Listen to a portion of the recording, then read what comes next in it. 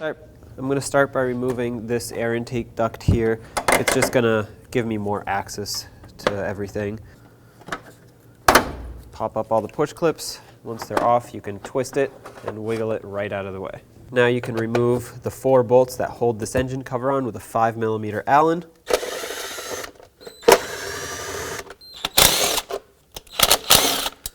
Remove the engine cover. Next, I'm going to come over here right by the mass airflow sensor and loosen up this clamp here. Now there are multiple other clamps on this air intake tube that you can loosen up, but I just think that this one is the easiest to get to, and it's going to create the most amount of space for us to remove this whole duct. And the other one that I want to remove is right by the throttle body. Loosen this one up. With both of those loosened up, we can remove this whole intake duct. The way I'm going to do that is by pushing back on this, get it off of the mass airflow sensor, pull it up. Before I go too far, I'm just going to take this hose off, wiggle it to break it free, and it should just slide right off. All right, now remove the air intake duct off of the throttle body. Just wiggle it back and forth and it should come free. There we go. Now I'm going to unplug the throttle body. Sometimes pliers can help with that. You just get a better grip on the connector. There we go. Set that aside. I'm also going to unplug this here. Set that aside as well. It looks like this wire is hooked on here underneath, so I'm just going to go ahead and pop this out. And I'm going to disconnect this hose just because this one can stay with the intake, but this one has to stay with the car. So take the hose clamp off, wheel it to break it free, and remove the hose. Now let's take this off with a 12mm socket. I'm going to put the bolt back where it belongs, that way I don't lose it. Take this off with a 10, and I'll do the same thing for this. I'm just going to move these aside, set them over here. So the hose that comes off of this canister goes right here to the main part of the intake, and the hose that comes off of the solenoid goes to this right here. Now at this point there are multiple things that need to happen in this area. So you'll see right there, there's a bolt hole that comes from the backside, and there's one right behind that black plastic piece which you can't see. I can't see it either. It's really difficult, but basically there's a bracket right back there that holds the intake down onto the engine block, and with two 12mm from the backside, we're going to have to loosen those up. So let's start by doing that. I'm going to sneak in my 1/4" ratchet back there. It's really hard to see, but once you break them free, they should actually just come out by hand, so at least there's that. I know it's really hard to tell what I'm doing, but I will show you once the bolts and the intake are all off. I can show you what I'm talking about. Okay, there's one. Okay, there we go. Here's bolt number 2. And now there are 2 more hoses to be disconnected. One is this one right here. Slide the hose clamp off. Give it a couple twists to break it free. And coolant will come out of here, so just be careful, and if you have a collection bucket to put underneath, that would be even better.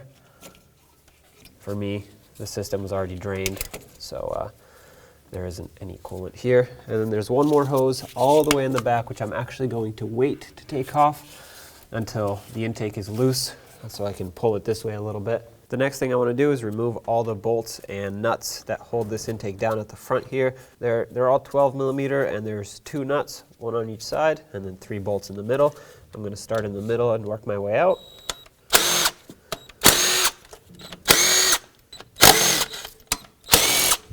Now we can grab the intake, lift up, pull it this way. You'll see a hose that's back here.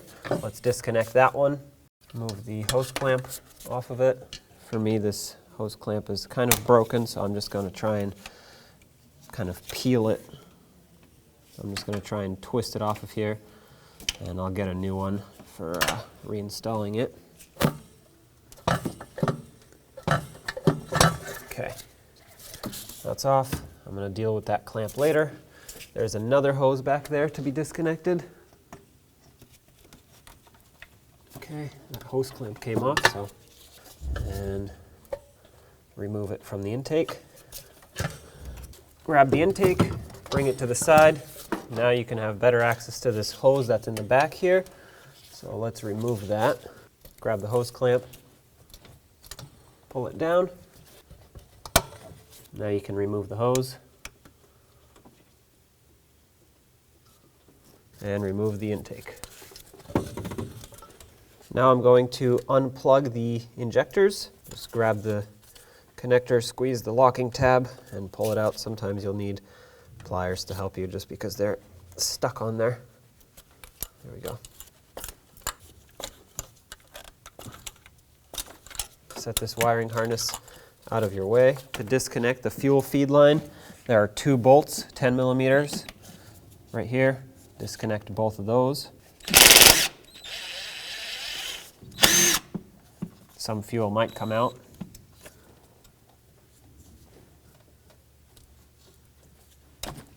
There we go. Next, you have to loosen up the 2 fuel rails. There are 4 12 millimeter bolts in total. Remove the bolts, and what this is going to do is it's going to allow you to get access to the intake bolts that are right underneath the fuel rails. So you can just move these very slightly to the side to get access. Okay, I'm going to start in the middle and work my way out.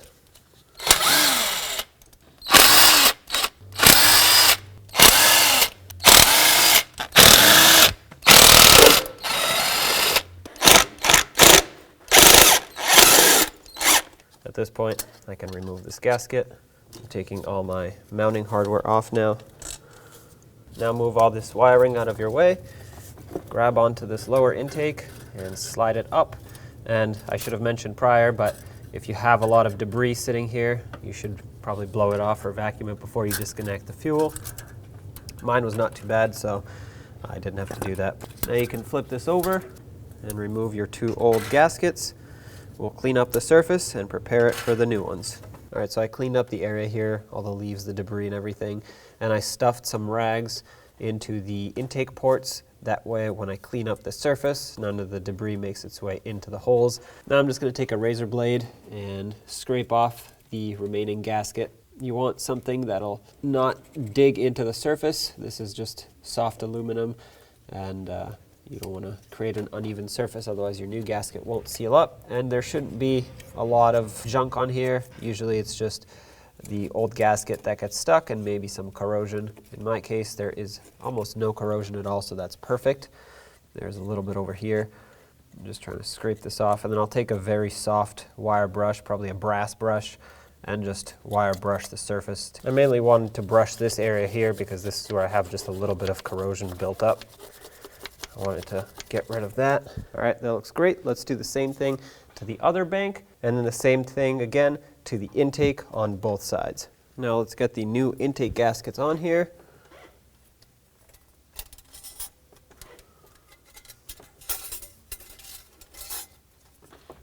Okay, let's get the intake on. Everything is clean and free of debris. Line it up. Perfect, falls right into place. Let's get the bolts in. I'm going to start on the 4 corner bolts first, and then I'll get the 4 center nuts in. Okay, I'm going to start them by hand. Definitely don't want any of this cross threading. Perfect, these are all started. I'm going to put the nuts on now.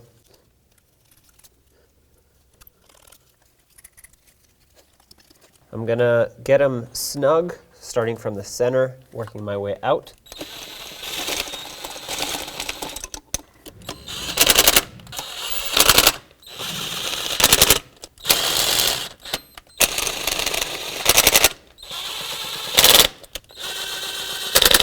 All right, now I'm going to get the torque wrench and properly torque this. To torque this lower intake, you actually have to do it in 2 passes. First one at 5 foot-pounds, which is probably already there, and the second one is at 21. That's the final pass, and there is a sequence to this. You go 1, 2, 3, 4, 5, 6, 7, 8.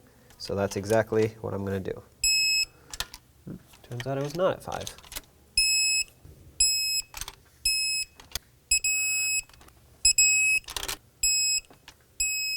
Now let's go to 21 foot-pounds, and I'm actually going to go over it twice with 21, just because I know that once I tighten the last few, the first few will most likely not be at 21 anymore. They'll be a little looser.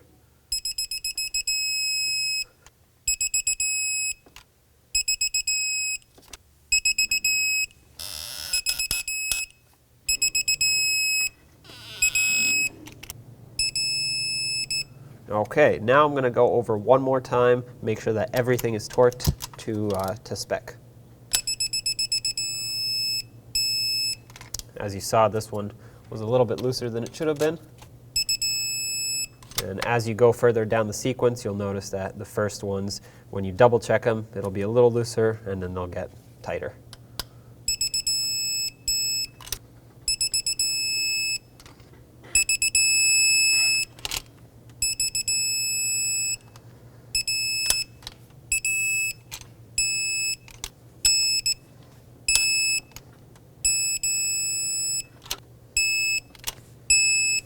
Okay, everything is perfectly torqued. Now let's plug the injectors back in.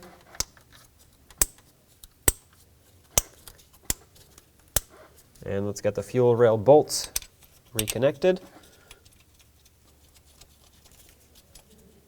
As you start in these bolts, make sure that these spacers did not fall out. They go in between the intake and the fuel rail. It's important to have those because that spaces out the brackets the exact amount that they need to be spaced out. All right, let's snug this up.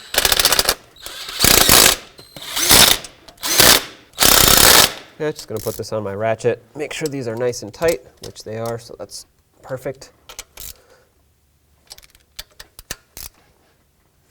Let's get this fuel line reconnected. Start in the two bolts, snug them up.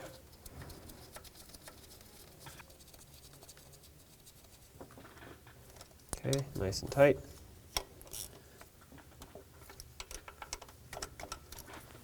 Now I removed the old gasket off of the lower intake, cleaned this up. It wasn't very dirty, I just took a rag to it, and if you have anything to scrape off like corrosion, you can just use a razor blade, but plug up the holes to make sure nothing goes in there. I do strongly recommend a new gasket. If you absolutely have to, you can reuse the old one, but again, I recommend a new gasket. And I cleaned up the underside of the intake as well. So now I'm going to slide this in and connect the hoses that have to get connected. So there was this hose down here for the coolant, and let's get this rear hose reconnected. As you slide the hose on, make sure it goes on all the way onto the fitting here. Let's get the hose clamp back. Right there. Now you can take the intake and slide it over to line it up with the lower intake. But before you actually put it on, let's connect the two hoses that went back here. So there was this one, and it's a very short hose, so it doesn't give you a lot of movement. Get the hose clamp back on, and let's get this one reconnected as well. I put a new hose clamp on it because the old one was broken. All right, make sure the hose gets pressed down all the way. Snug up the hose clamp.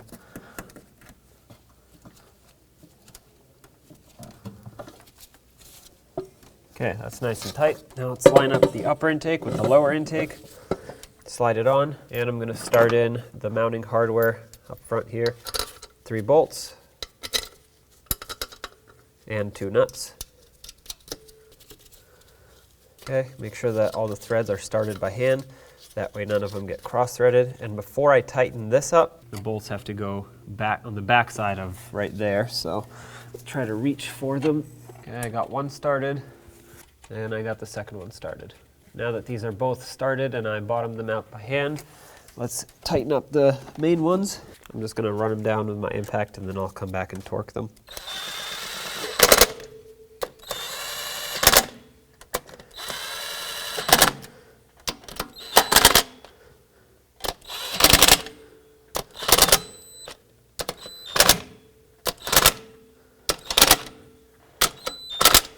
Okay, let's torque them. So these get tightened to 14 foot-pounds, and there is a sequence. 1, 2, 3, 4, 5.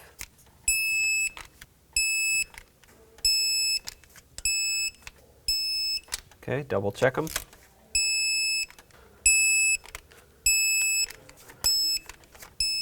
Now, the same torque applies to those rear bolts, but I can't get a torque wrench in there, so it's just a bracket. I'm just going to tighten it up by hand. Okay, that's nice and tight.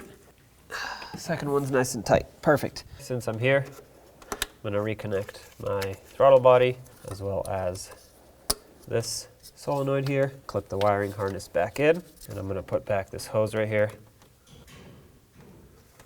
Let's put these two back on. This one had the 12mm bolt. This had the smaller 10mm. And reconnect the hoses, make sure they're going into their appropriate location. This right here came from this canister, and this one came from the little solenoid. Snug these up. Let's get this intake tube back in. Slide it over the throttle body back there. Make sure it seats itself properly. There we go. Slide it over the mass airflow sensor. Make sure it seats here as well. Make sure it's bottomed out on both ends. And don't forget about this PCV hose.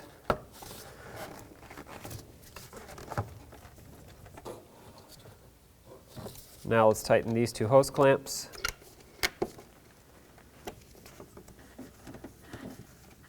Perfect. Nice and snug. Now it's time to get the engine cover on. Line it up. Start in all 4 bolts that hold it on and snug them up.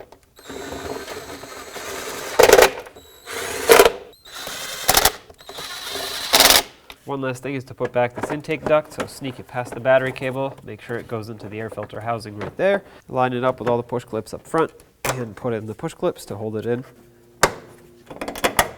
Perfect. At this point, you can turn on the engine, make sure everything runs properly, there are no check engine lights, and take it for a test drive.